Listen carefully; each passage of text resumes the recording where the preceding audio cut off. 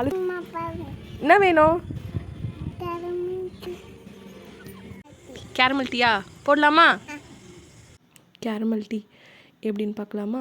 ஒரு பாத்திரத்தில் 2 ஸ்பூன் சர்க்கரை போட்டு கொஞ்சமாக தண்ணி ஊற்றி கலர் லைட்டாக மாறினதுமே ஆஃப் பண்ணிவிடுங்க. ஆஃப் பண்ணி அதை ஓரமாக எடுத்து வச்சுட்டு ஒரு பாத்திரத்தில் பால் ஊற்றி கொஞ்சமாக டீ தூள் போட்டு அது நல்லா அந்த என்ஹான்ஸ்லாம் உள்ளே இறங்கினதுக்கப்புறமா ஆஃப் பண்ணிவிட்டு நம்ம எடுத்து வச்சுருக்க கேரமலில் ஊற்றி நல்லா அடுப்பில் வச்சு நல்லா கலருங்க. அந்த கேரமெல்லாம் கரைஞ்சிட்டு கொதி வந்ததுமே ஆஃப் பண்ணிவிட்டு உங்களுக்கு வேணும்னா கொஞ்சம் சர்க்கரை சேர்த்துக்கோங்க. ஏன்னா இதில் சர்க்கரை கொஞ்சம் கம்மியாக தான் இருக்கும் கேரமலைஸ் பண்ணதுனால.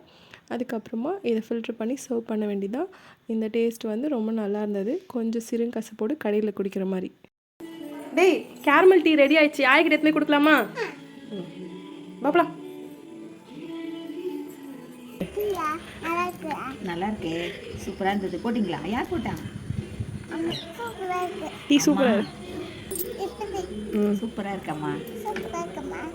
சரி, ஓகே. சப்ஸ்கிரைப் பண்ணுங்கள், லைக் பண்ணுங்கள். சொல்லு. சப்ஸ்கிரைப் பண்ணுங்கள். பாய்.